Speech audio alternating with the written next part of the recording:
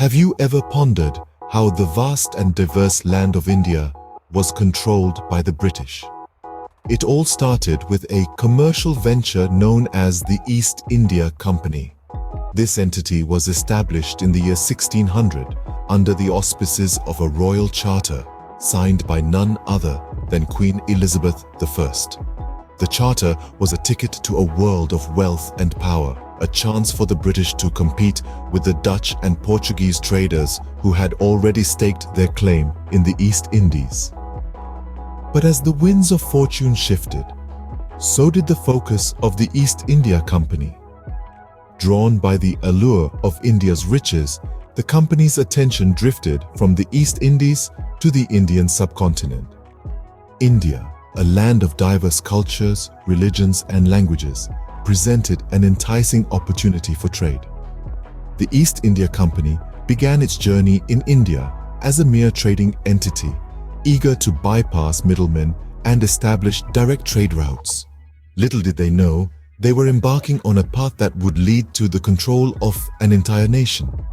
Through a series of wars, treaties, and annexations, the East India Company gradually extended its control across the vast Indian landscape. From a simple commercial venture, the company metamorphosed into a governing body, wielding its power over the Indian subcontinent. The East India Company's presence in India wasn't just about trade. It was about influence, control, and the subtle spread of Western culture and ideas. The company's rule saw the breakdown of traditional structures and the emergence of a westernized middle class. The seeds of a new India, marked by a sense of nationalism, were sown.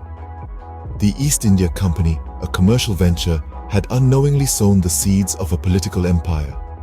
This marked the dawn of British rule in India, a period that would alter the course of the country's history forever. The British East India Company, originally a trading entity, began to transform into a ruling power. This transformation was marked by the Battle of Plassey in 1757, a pivotal event that signified the beginning of British territorial control in India. This was not a mere military victory, it had far-reaching implications. The British East India Company, which had arrived on Indian shores under the guise of trade, had now become a political power to be reckoned with. The battle laid the foundation for the company's territorial acquisitions in India, marking a shift from its primary role as a trading corporation to a political entity. The company's influence spread far and wide, transcending the bounds of commerce. It began to take on administrative roles and revenue collection responsibilities. Its reach extended into the core of Indian society, penetrating its socio-economic fabric. The company exploited the complex land revenue system, gradually assuming the role of a de facto government in vast areas across India. This administrative control was not without its challenges. The company had to grapple with diverse socio-cultural complexities that marked the Indian subcontinent. It had to navigate through a labyrinth of local customs, traditions, and laws, and at the same time ensure a steady flow of revenue into its coffers. The company's rule was a complex web of political maneuvering, cunning diplomacy, and ruthless exploitation. It was a period marked by the company's unquenchable thirst for power and wealth, often at the expense of the Indian populace. Yet, the company's rule was not an unchallenged one. It faced numerous revolts and uprisings from the people who were growing increasingly discontented with its oppressive policies. These seeds of resistance were the early stirrings of a freedom struggle that would eventually lead to the end of British rule in India. The company rule had begun, setting the stage for a more formalized British control. This period was a precursor to the British Raj that would follow, heralding a new era of direct British rule over the Indian subcontinent. It was the dawn of an epoch that would leave an indelible mark on India's history, shaping its future in ways unimaginable. 1857 marked a year of rebellion, a year that changed the course of India's colonial history. As the sun rose on that fateful year, the Indian subcontinent was on the brink of a seismic shift, the echoes of which would reverberate through the ages. The spark that lit the fuse was the Sepoy Mutiny, a revolt that shattered the foundations of the British East India Company's rule. The mutiny was not merely a military uprising, it was a vehement expression of discontent against the insensitive British-imposed social measures and the company's continued disregard for Indian customs and traditions. The Sepoys, Indian soldiers serving under British command, led the charge. Their rebellion, fueled by the incendiary mix of cultural insensitivity and political dissatisfaction, spread like wildfire across the land. The repercussions of the revolt were far-reaching, leading to the breakdown of traditional structures and the emergence of a westernized middle class. This seismic shift had a profound impact on Indian society, planting the seeds of Indian nationalism that would eventually bloom into a vibrant independence movement. The uprising led to a critical turning point. The blame for the revolt fell squarely on the shoulders of the East India Company, leading to a radical shift in power dynamics. The Government of India Act of 1858 marked the end of the company's rule and transferred power over India to the British Crown. This marked the advent of the British Raj, a new era of direct rule by the British government. Queen Victoria's proclamation in the same year introduced a policy of support for native princes and non-intervention in religious matters. This policy, while seemingly progressive, allowed for the survival of over 560 princely states throughout British India, further consolidating British control. The crown had taken over and the British Raj was born, promising a new era of governance, but at what cost? This question would reverberate through the ensuing years as the subcontinent was drawn into a new phase of its colonial history, a period that would be marked by both struggle and transformation. The British Raj, while promising better governance, had its own sinister designs. It was during the British Raj that a darkly ingenious policy was implemented, one that would cast a long shadow over the Indian subcontinent. This was the policy of divide and rule.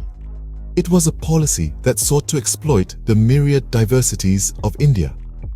The British Raj was acutely aware of the religious, linguistic, and caste divisions that crisscrossed the vast landscape of India. Instead of seeking to bridge these divisions, the British Raj chose to exacerbate them, to deepen them, for their own benefit. The Raj knew that a united India would be a formidable adversary, one that could pose a serious threat to their control. So, they decided to play on the divisions, to stoke the fires of communalism, to pit one group against another, to fan the flames of regionalism and casteism. The aim was simple yet sinister: to keep India divided, to keep India weak.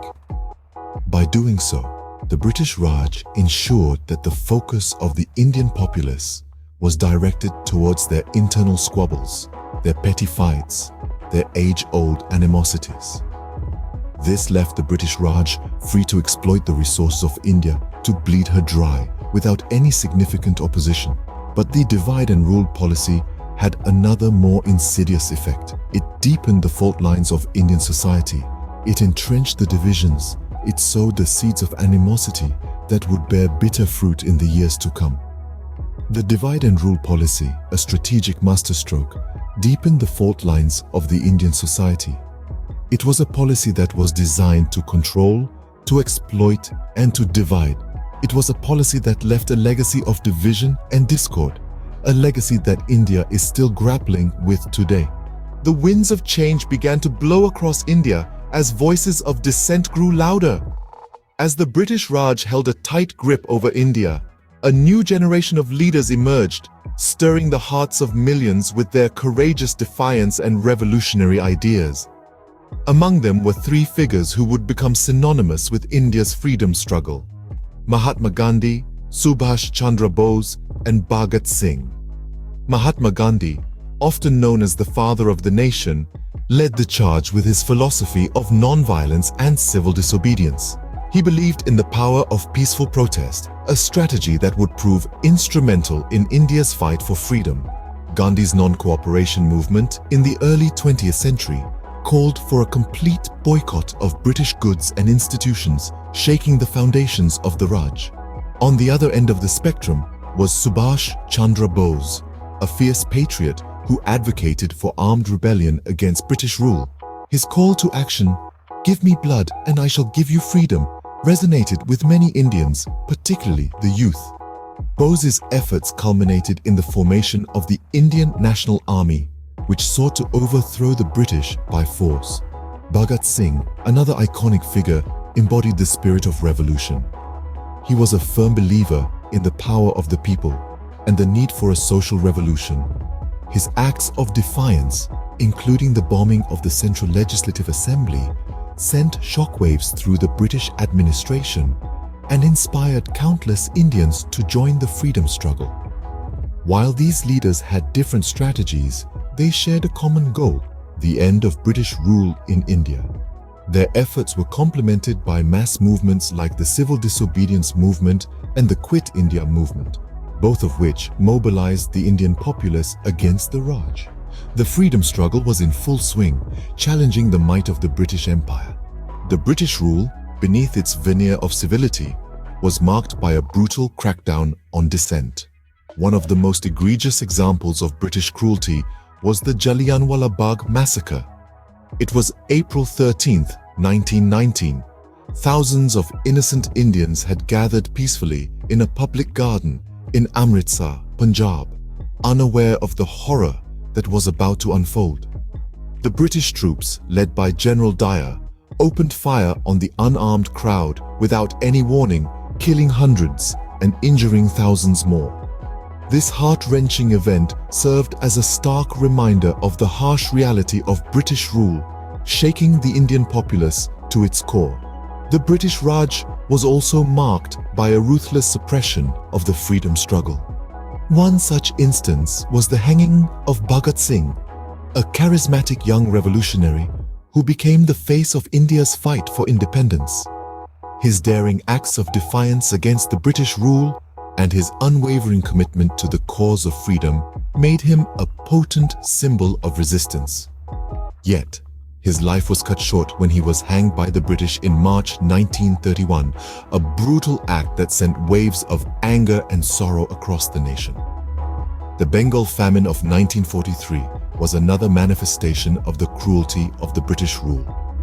Over 3 million people perished in this man-made disaster, caused by the British policy of diverting food supplies from India to support their war efforts. The British authorities turned a blind eye to the suffering of the starving millions, their indifference adding to the cruelty of the famine. India bled under the British rule, its wounds a testament to the cruelty of the colonizers. These instances of British brutality were not isolated incidents, but a part of a prolonged pattern of repression and exploitation. They left deep scars on the collective psyche of the Indian people, serving as a grim reminder of the high price they paid for their freedom. The dawn of the 15th of August 1947 marked the end of an era and the beginning of a new one. As the world watched with bated breath, the clock ticked towards midnight, ushering in a new era of self-rule for India. The stroke of midnight saw a nation reborn, free from the shackles of colonial rule after nearly 2 centuries. The British Raj was no more, and in its place stood a brave new India, ready to chart its own course. The road to independence was paved with many challenges. One of the most significant was the partition of India and Pakistan. A heartbreaking chapter in India's history, the partition led to mass migrations, widespread violence, and the loss of countless lives. The echoes of this tumultuous period can still be heard today, a stark reminder of the sacrifices made in the pursuit of freedom. But even in the face of such adversity, the newly born nation did not falter. With leaders like Jawaharlal Nehru at the helm, India set out to establish itself as a democratic republic. The constitution was drafted promising equality, justice, and freedom to all its citizens.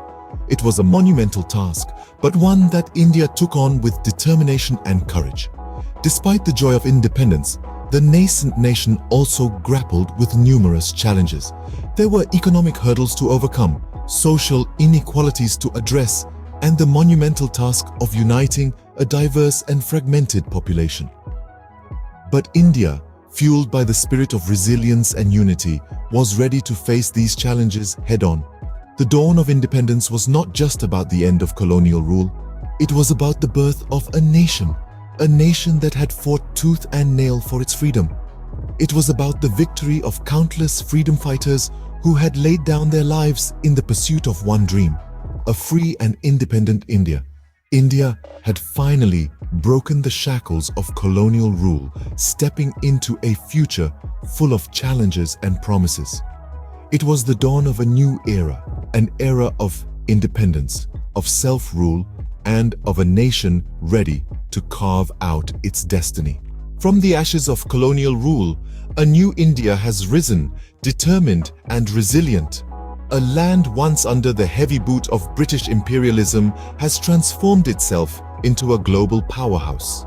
The India of today is a testament to the relentless spirit of its people, their capacity for resilience, and their unwavering commitment to progress.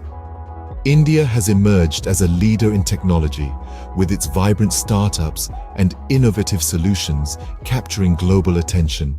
Silicon Valley is no longer the only source of groundbreaking technology. The streets of Bengaluru and Hyderabad are buzzing with the same energy and creativity. Its space program is a beacon of inspiration, with missions reaching Mars and beyond. India's prowess in science and technology is not only a display of its intellectual potential, but also a testament to its ability to dream big and reach for the stars. From being a country that was exploited for its resources, India has become a nation that is self-reliant, resourceful, and innovative.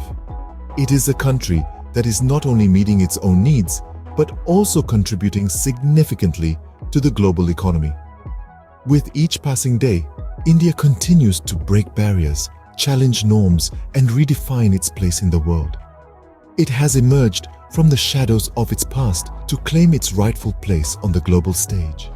India, once shackled by colonial rule, now stands tall on the global stage, its spirit unbroken and its resolve unshaken.